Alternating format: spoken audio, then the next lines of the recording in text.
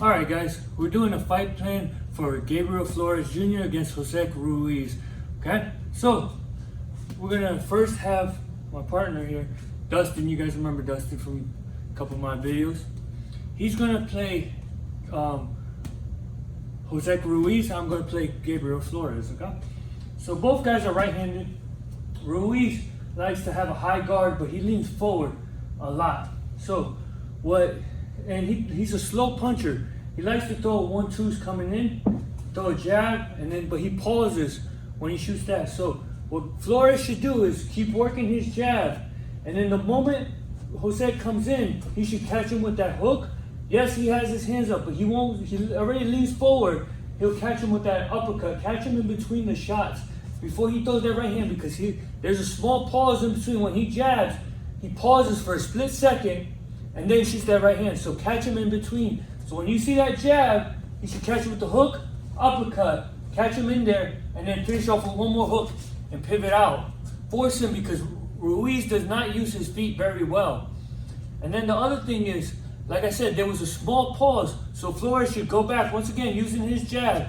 And the moment he sees that Ruiz shoots his jab, slip, counter over with the right hand all night. He'll be there all the time, because Ruiz likes to try to jab his way in. Boom, boom, catch him all night. If Flores can do that, he should have an easy night in making his return in 2020 and to get him back into the big picture. All right, guys. Now I'm going to be Josec Ruiz, and Dustin's going to be Gabriel Flores. Okay. So for Ruiz to pull off this massive upset against Flores, this is what he's going to have to do. He's going to have to depend on his aggressiveness and getting on the inside, because Flores, sometimes when he gets on the inside, he loves to throw hooks, but he gets a little wide with his hook. So Ruiz should jab his way in, get on the inside, and then once it happens, Flores starts letting his hands go with wide hooks sometimes. So while he throws those wide hooks, he should stay tight. Ruiz should stay tight, and then start shooting everything straight down the pipe, especially the right hand. It's his best shot. And Ruiz does have a tendency, especially when he throws that left hook, to get caught with right hands all night. So he should be trying to catch him with right hands. Then the second part to that'll be first part. The second part is that once you start getting in, once you start landing, Ruiz gets wide with his hooks. You get inside, come inside, and then start immediately working the body, because Flores does like to open up, and he even squares up a little bit on the inside trying to fight. So you will jab, punch your way in, even if you just gotta walk. Ruiz, he gotta walk his way in, but shoot everything straight shot. Don't try to get in a hooking match with Flores. I think he should just be everything straight down, body or head. Stay here tight, and then immediately work off with straight shots and uppercuts. Don't try to get in a hooking match with Flores. But if Ruiz can do that and implement that, well, then he'll pull off a major upset that will propel him into a bigger. Alright guys, so we're going to do the Jose Pedraza against Mikkel Lespierre fight game plan. So, I'm going to be Mikkel. My partner here is going to be Jose. So now, Mikkel, he's the southpaw. Pedraza is the type of fighter, he can switch right-handed or left-handed, it doesn't matter.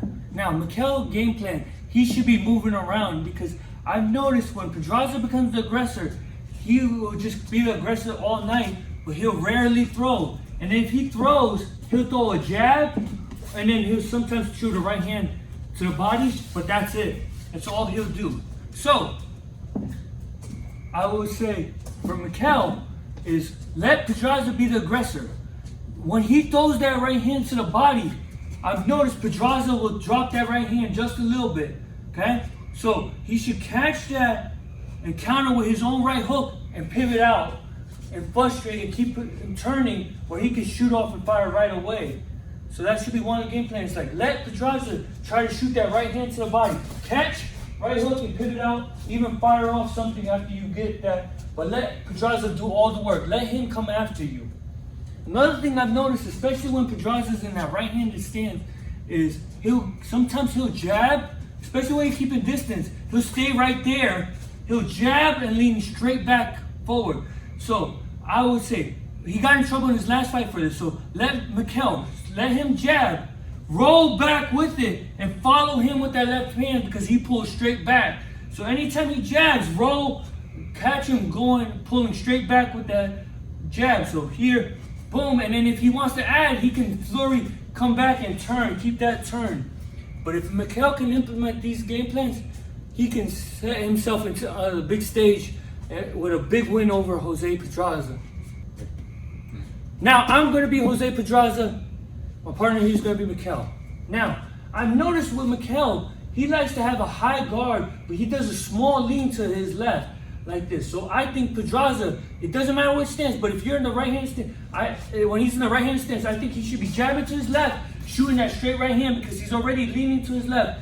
Just keep shooting those right hands all night. Another thing is when you're in the southpaw stance, I think he should just keep moving to his left, shoot that left hand, and then jump in with his right hook and pivot out. Even he could switch stances. Pedraza has done it before where he'll hit, boom, switch stance. I think he should be doing that, implement that.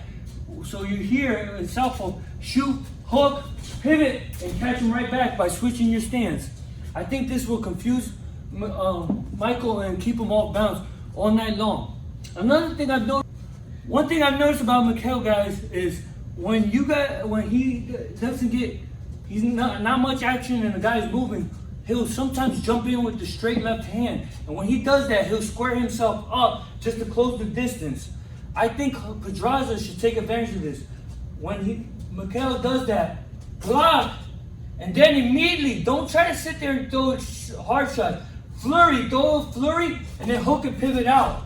And it doesn't matter for Pedraza, he can switch stances. So I think that's what he should take advantage of too. So when Mikkel does that, and he blocks, he jumps in with that, immediately flurry, and switch your stance where you're still in range and shooting, firing off that, and then back on your movement. I think Pedraza should capitalize on switching stances and capitalize, not sitting on his power, because I've noticed in his last fight he was trying to implement more power shot. I think he should go back to being the more combination, letting his hands type fighter like he was in the lighter weight classes, and that's what I think. He should flurry, hook, and switch stances on Mikkel, and if he can do that, I think he can make it a long night for Mikkel and pull off with a victory and head his way to another title shot, or head for a title shot at 140 pounds. Always, guys, like, comment, subscribe, and share, and I'll see you next time. Check out, we got a lot of fights this week, so I'm having fight plans for everyone for the main event and co-main event for the most part. Just check them out, and then I hope you guys enjoy it. And once we get into the bigger fights with the Canelo's back, Thurman's, Pacquiao's, Bence's, I'll be doing them as well. So let's just be happy we got boxing back, but I'll see you guys until next time.